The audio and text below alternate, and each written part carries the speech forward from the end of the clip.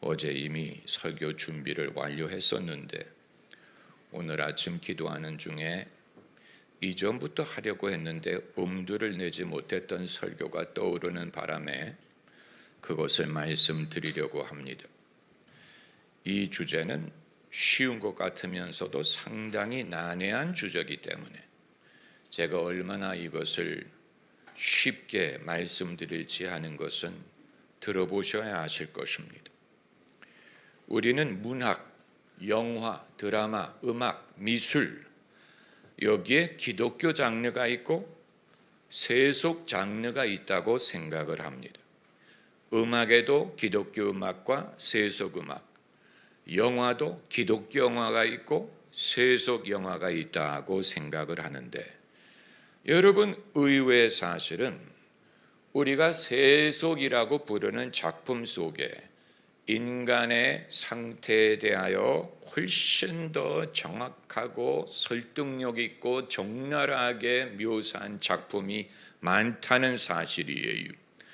우리가 성경을 읽고 설교를 들으면서 알듯 말듯 어렴풋이 알듯 말듯한 것을 세속 문학이 아주 적나라하게 정확하게 묘사를 하고 있고 그것도 어떻게 그것을 이루냐면 종교적인 언어를 사용하지 않으면서도 내용적으로는 상당히 성경적인 내용을 말하고 있는 작품이 많다는 사실이에요.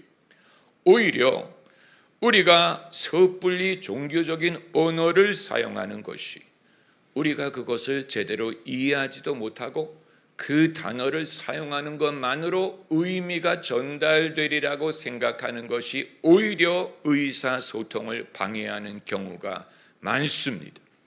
영혼을 잃는 것, 영혼을 잃는다는 말이 도대체 무슨 뜻이고 우리가 그것을 어떻게 이해하고 있습니까? 영혼을 건진다는 것, 그게 도대체 무슨 뜻이고 우리가 그것을 어떻게 이해하고 있습니까? 죄를 짓는다. 너무 우리 귀에 익숙한 말인데 죄를 짓는다는 말이 도대체 무슨 뜻이고 죄 사함을 받는다. 그건 또 무엇을 말하고 있는 것입니까? 우리가 이미 종교화된 의미로 그것을 말을 하다 보니까 정작 정확하게 무엇을 말하는가 하는 것이 오히려 불분명한 것입니다. 대조적으로 세속문학은 종교적인 언어를 사용하지 않으면서 인간의 상태를 묘사하기 때문에 오히려 사람들이 더 쉽게 이해하고 공감합니다. 그리고 그 내용을 들여다보면 상당히 기독교적인 내용을 말하고 있다는 사실을 발견합니다. 그런데 종교에 옷을 입지 않더라도 우리가 볼 때도 납득하기가 더 쉬운 작품들이 많아요. 우리가 섣불리 교리적, 신학적인 부분에 집착하는 것이 하나님의 진리를 전달하는 데 방해가 되고 있는지도 모르는 것입니다. 제가 과거에도 들었던 예화이지만 1988년도 작품인 월스트리트라는 영화가 있어요. 이게 속편이 나왔는데 원래 것을 말씀드리는 것입니다. 월스트리트. 이 작품에 종교적인 단어는 하나도 등장하지 않지만 그러나 이 작품이 세상을 얻으려다가 자기의 영혼을 잃어버리는 사람을 아주 잘 묘사했습니다. 그리고 잃은 영혼을 어떻게 구할 수 있는지 하는 것도 제시했습니다. 먼저 이 주인공이 영혼을 잃게 되는 과정을 우리가 살펴보기를 원합니다. 주인공은 야심만만한 젊은이, 월가의 은행에 취업을 했어요. 이 젊은이는 세상을 탐을 냅니다. 세상을 얻으려는 야망을 가지고 있어요. 그러려면 월가의 귀재, 투자의 귀재 눈에 묻어야 됩니다. 이 사람의 눈에 들어야 돼요. 그래서 그 생일날만 되면 선물을 보내고 그리고 끊임없이 그 비서에게 부탁합니다. 그분을 한 번만 만나게 해달라. 한 번만 만나게 해달라. 이 부분에서 이 젊은이의 영혼의 취약함이 이미 노출이 된 거예요. 이 사람이 월가의 플레이어가 되려는 야망 속에, 이 야망이 야망으로만 있는 게 아니고 이 야망을 이루기 위하여 출신을 떠나려고 하는 거예요. 자기의 뿌리를 떠나려고 합니다. 가정을 떠나려고 하고 원래 배웠던 정신을 떠나려고 합니다. 그래서 부모님의 집에 더 이상 살지 않습니다. 내가 맨하탄에서 살아야 플레이어가 된다. 그리고 멋진 양복을 입어야 돼. 잘 나가는 사람과 가까워져야 돼. 이 젊은이가 야망을 이루기 위하여 자기가 속하지 않는 세상을 탐하게 되고 그 사람들과 친하려고 하고 자기의 모습을 다시 만들려고 하는 그 과정에서 이 젊은이가 벌써 자신을 잃어버리고 있는 과정을 묘사합니다. 그리고 마침내 소원대로 월가의 투자의 귀재를 만나게 됩니다. 그 사람이 만나보니 상상 이상의 너무 넓은 사무실, 끊임없이 벌어지는 딜, 주변에 넘치는 돈, 사치, 허영, 그리고 아름다운 여성들, 너무 좋아 보이는, 이게 내가 바라던 세상이야, 이게 내가 바라던 인생이야. 그런데 이 월가의 귀재가 내가 너를 만나주기는 만나주는데 너한테 할애할 시간은 5분밖에 없어. 5분 동안에 네가 하고 싶은 말을 해. 이제 이 젊은이가 자기가 갖고 간 정보를 서둘러서 말을 합니다. 이 주가가 저평가가 돼 있고 이게 퓨처가 좋고 그래 말을 하니까 귓등으로도 듣지 않습니다. 그런 건데 내 밑에도 그런 것 얻는 사람 많어. 네가 나에게 할 수 있는 말이 그게 다야. 이 순간에 이 젊은이는 자기가 넘어서는 안 되는 선을 넘어갑니다. 내부자 정보를 공유합니다. 그건 불법이에요. 내부자 정보로 투자하는 것은 불법입니다. 그것도 자기 아버지에게 얻은 정보예요. 아버지가 노조위원장으로 있는 항공사가 정부의 허가가 갓 떨어졌다. 그런데 아직 발표하지 않았어요. 내부자 정보예요. 아버지가 알려준 거예요. 그런 일이 있었다. 그런데 이 아들이 월가의 귀재를 안심을 시켜야 되는, 그 마음에 들어야 되는데 방법이 없다 보니까 이제 자기의 야망을 얻을 수 있는 절호의 찬스에 넘어서는 안 되는 선을 넘어갑니다. 그래서 이런 항공사가 허가가 떨어졌는데 아직 발표하지 않았습니다. 그거 네가 어떻게 아는데? 저희 아버님이 노조위원장으로 일하십니다. 그래서 이 월가의 귀재가 그 항공사의 주식을 사라고 명령하고 엄청난 이익을 얻어요. 그리고 떡고물이 주인공한테도 떨어집니다. 그게 계기가 돼서 이 주인공은 점점 자기가 바라던 세상에 들어갑니다. 비싼 양복을 사 입고 고급 아파트에 살고 모델 여자친구가 생겨요. 고급 리조트에 휴가를 갑니다. 그런데 그의 삶에 양심의 역할을 하는 인물이 그 아버지. 그 아버지가 보니까 아들이 점점 달라지는 거예요. 이건 내 아들이 아닌데, 내가 알던 아들은 이런 아들이 아니었는데 볼 때마다 달라지는 모습을 발견하는 거예요. 말하는 습관, 말의 내용, 사는 방법, 주변에 모이는 사람, 환경, 모든 것이 달라진 거예요. 그 아버지의 눈에는 자기가 알던 아들이 아니에요. 내가 모르는 사람으로 변하고 있어요. 여러분, 이것이 사람이 세상을 얻으려다가 자기를 잃어버리는 과정, 이걸 얼마나 잘 묘사했는지 알 수 없어요. 우리가 종교 언어로 포장하다 보니까 이것을 말하지도 못하고 깨닫지도 못하는데, 오히려 세속 작품에서는 아버지가 가르치던 가치관에서 멀어지고 이제는 한 번 선을 넘다 보니까 이제는 선을 넘는 것을 막을 길이 없는 거예요. 너 한 번 넘었잖아. 이미 불법을 저질렀잖아. 그래서 혜택을 입었잖아. 그게 너무 좋잖아. 그걸 이제 와서 잃을 수 없잖아. 이제는 선을 넘는 것을 밥을 먹듯 하게 되는 것입니다. 그래서 자기 자신을 알아보지 못하는 상황으로 변화합니다. 이게 내 모습이 맞을까? 자신을 잃어가는, 누가복음이 그것을 잘 말하고 있어요. 우리는 이 구절을 마태복음 9절이 귀에 익숙합니다. 사람이 온 세상을 얻고도 자기 목숨을 잃으면 무엇이 유익하리요? 그런데 누가복음에서는 온 천하를 얻고도 자기를 잃든지 빼앗기든지 하면 영혼을 잃는다는 말은 자기를 잃어버린다는, 빼앗긴다는 말이에요. 누가 빼앗아 갑니까? 내가 허락한 거예요. 내가 애초에 허락을 했는데 뺏어가기 시작하니까 이제는 사정이 없이 뺏어가는 거예요. 그런데 이 작품이 사람이 영혼을 잃어버리는 과정을 묘사했고 그것을 되찾는 것도 묘사했다고 말씀드렸죠. 어떻게 되찾느냐? 이 영화 스토리에 결국 이 젊은이가 꼬리가 밟힙니다. 그래서 증권거래법 위반으로 체포가 돼. 그것도 직장에서. 어느 날 아침에 직장에 출근을 했는데 사람들이 전부 다 눈을 피하는 거예요. 인사를 해도 받지를 않는 거예요.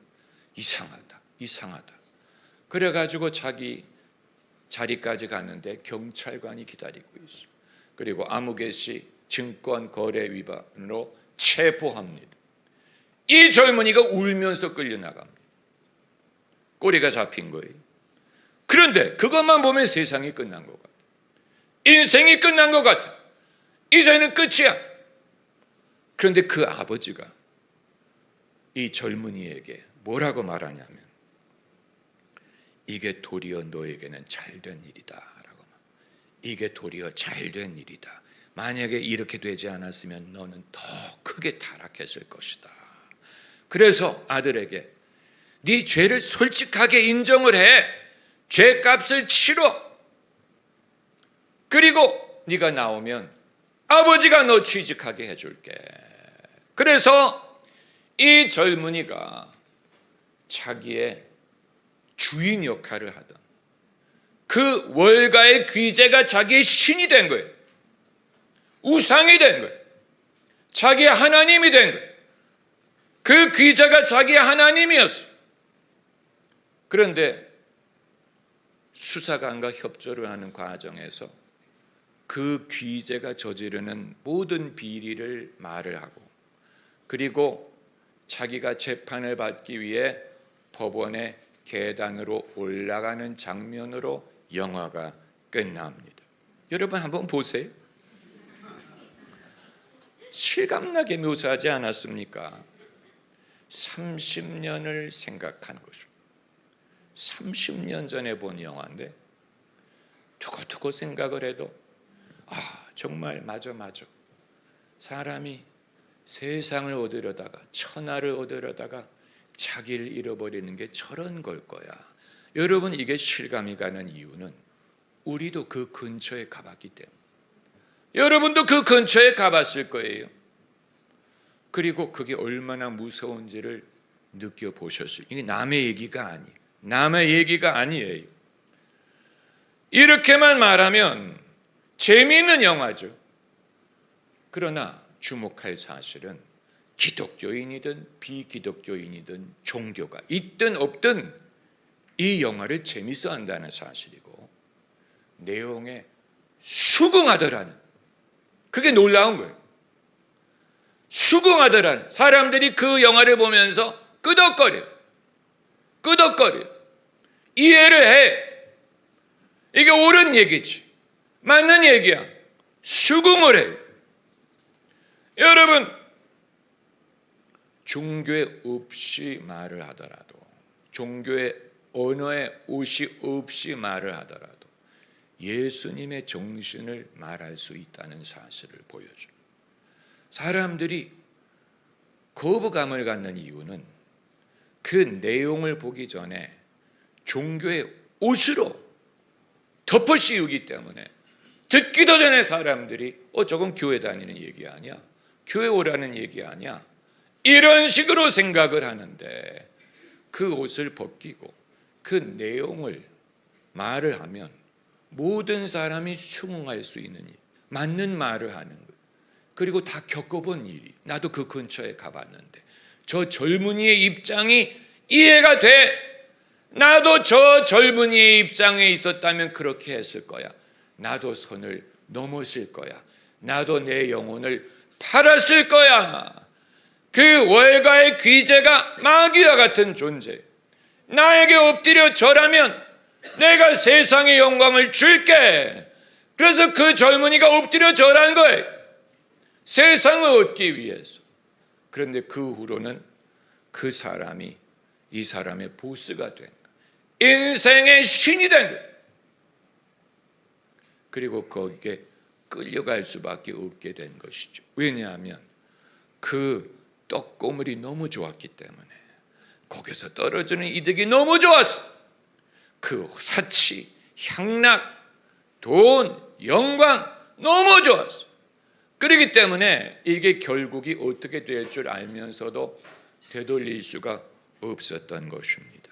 그런데 이제 그건 영화고, 사람의 삶이 문학 작품과 다른 것이 있습니다. 문학 작품은 서론과 본론과 끝이 있고 끝나버려요. 그러나 우리 인생은 아직 끝나지 않았어요. 그렇기 때문에 문학에서는 이 사람이 이렇게 해서 망했어, 이 사람이 이렇게 해서 감옥에 갔어, 이렇게 해서 이 사람이 적발이 됐어 라고 끝날 수 있지만, 우리 인생에서는 하나님이 되돌릴 수 있는 기회를 주십니다. 그게 차이점이에요. 소설은 끝나고 영화는 끝나는데 우리 인생은 아직 끝나지 않습니다. 그렇기 때문에 거기에 결정적인 차이가 있습니다. 성경에는 영혼을 잃어버렸다가 찾은 사람의 사례가 많아요. 그 대표적인 예가 삭개오 같은 사람, 다윗 같은 인물. 우리가 이런 것을 눈여겨볼 이유는 그들이 한때 잃어버렸어요. 다윗이 자기 영혼을 잃어버렸어요. 다윗이 밧세바를 욕망한 것뿐만이 아니고 그걸 숨기려고 하다가 우리아를 죽이지 않습니까? 이제 다윗이 벗어날 수 없는 함정에 점점 들어간 거예요. 욕망에서 시작했는데 그것이 거짓을 낳고 죄를 낳고 이제는 거기서 어떻게 빠져나올 수 없는 상황이 됐는데, 그 상황에서 하나님이 선지자를 보냅니다. 선지자가 그것을 지적합니다. 당신이 그 사람입니다. 그런데 다윗이 어떻게 했어요? 납작 엎드렸죠. 저를 찾아보세요. 다윗이 납작 엎드렸죠. 그리고 내가 하나님께 범죄했습니다. 그리고 이제 주목할 것은 그 결과로 내가 어떻게 되든지 나는 하나님께 맡기겠다 그랬어요. 내가 결과로 나라를 잃어버리든 왕의 자리를 잃어버리든 아들이 반란을 일으키든 내가 백성 앞에 부끄러움을 당하든 이 대가를 내가 지불하겠다. 그래서 납작 엎드렸어요. 그랬더니 하나님이 내가 죽지 아니하리라. 그 과정을 다윗은 겪었어요. 아들이 압살롬이 반란을 일으키고 백성들이 보는 앞에서 창피하게 되고 쫓겨나가고, 이 모든 걸 다윗이 감당했어요. 그런데 그게 끝이 아니었어요. 할렐루야. 할렐루야. 하나님이 모든 것을 회복해 주셨습니다. 심지어 밧세바와 다시 살라 그랬어요. 그래서 얻은 것이 누굽니까? 솔로몬. 삭개오도 마찬가지죠. 삭개오가 돈을 벌기 위해 별의별 일을 다 했어요. 그러다가 예수님이 찾아가지 않습니까? 그랬더니 삭개오가 주여, 내가 토색한 일이 있으면 4배를 갚고 내 소유의 절반을 갚겠습니다. 저를 쳐다보세요. 아주 중요한 걸 말씀드리는 거예요. 여기에서 이제 이 사람들이 영혼을 찾을 수 있었던 비결은 죄값을 치를 각오를 했다는 사실이에요. 여러분, 우리가 값싼 은혜와 회개를 가르치다 보면 나는 회개는 하는데 그 죄값은 지불하지 않겠다, 이렇게 한다면 그건 진짜 회개가 아니에요. 그 영화에서 그 월스트리트에 나오는 주인공이 죄값을 치르잖아. 그래서 재판장으로 걸어 올라가는 장면으로 영화가 끝나는데 그것이 암시하는 것은 나왔을 것이다. 이후에 나오는 날이 왔을 것이다. 다시 인생을 시작할 수 있었을 것이다. 그리고 이전과는 다른 삶을 하나님이 가능하게 했을 것이다. 할렐루야. 영화는 말하고 않지만 그걸 보는 사람은 당연하게 그것을 알고 있지 않습니까? 다윗도 마찬가지죠. 다윗이 인정하고 내가 죄를 지었다 인정하고 창피함을 어떻게 했어요? 무릅쓰고 아픔이 수반됐는데 그걸 받아들이고 그리고 하나님 앞에 엎드려 회개하고 하나님의 처분을 기다렸어요. 그게 다윗의 회개였어요. 그 과정을 통해 다윗은 잃어버릴 뻔한 자기의 영혼을 찾은 거예요. 자기 자신을 찾은 거예요. 영혼 구원이라는 것이 이런 것을 말하는 것입니다. 그러면 어떤 분은 이런 질문을 하실 거예요. 알겠는데요, 예수님의 역할은 어디 있습니까? 이런 질문을 하시고, 월스트리트에서 예수님 안 등장하잖아요. 예수님의 역할은 어디 있어요? 예수님 없이도 사람이 영혼을 구원받을 수 있다는 말씀하시는 것 아닙니까? 아주 중요한 질문이. 아니, 이 스토리의 바탕에는 예수님이 계십니다. 예수님의 정신이 아니면 이런 스토리를 만들 수 없습니다. 여기에 깔려있는 것이 예수님의 가르침. 왜 대한민국 넷플릭스에 나오는 한국 영화들이 어두운 줄 아세요? 어두워요. 어둡게 시작해서 어둡게 끝나요. 어두운 인물만 등장합니다. 그 이유는 예수님을 모르는 사람들이 만들었기 때문에. 그렇기 때문에 거기에 아무 빛이 안 보이는 거예요. 어두운 인생, 어두운 환경, 나쁜 놈이 나쁜 짓을 하다가 나쁜 것으로 끝나요. 한국에서 만드는 넷플릭스 영화의 특징, 예수님을 모르는 사람들이 PD고 작가고 예수님이 모르는 사람이 연기를 했기 때문에 거기는 예수님을 모르는 거예요. 그렇기 때문에 한국에서는 이런 작품을 만들지 못하는, 희망을 제시하지 못해요. 인간이 구원받을 가능성을 제시하지, 예수님을 모르기 때문에 그러는 거예요. K문화가 아무리 발달하면 무슨 소용이 있어요? K-팝, K문화, K-드라마 아무리 발달한더라, 그러나 우리 중심에 예수님이 계시지 않으면 우리가 세상에 할 수 있는 말이 뭐예요? 우리가 어떤 메시지를 세상에 전할 수 있는 거예요? 화려한 춤, 음악, 문화, 그것으로 우리가 승부할 것입니까? 아니에요. 우리 안에 예수님이 계시지 않으면, 우리 안에 예수님이 계시지 않으면 우리 안에 생명이 없어요. 희망이 없어요. 거듭남의 가능성이 없어요. 구원의 가능성이 없어요. 인간의 변화의 가능성을 말할 수 없어요. 그냥 나쁘게 살다가 죽는 거예요. 우리가 예수님을 전할 필요가 있는 이유가 여기에 있는 것입니다. 대한민국에 누가 예수님을 믿어야 돼? 피디들이 예수님을 믿어야 돼. 엔터테인먼트에 일하는 사람들이 예수님을 믿어야 돼. 저자들이 예수님, 작가들이 예수님을 믿어야 돼. 미디어 분야에 일하는 사람들이 예수님, 배우들이 예수님을 믿어야 돼. 정신적인 가치를 지도하는 사람들이 예수님을 믿어야 돼. 여러분, 교회가 대한민국에 할 일이 많이 남아있어요. 예수 믿는 사람들의 사명이 남아있습니다. 할렐루야. 여러분, 예수님의 말씀은 씨앗과 같기 때문에 씨앗을 심으면 당연히 싹이 납니다.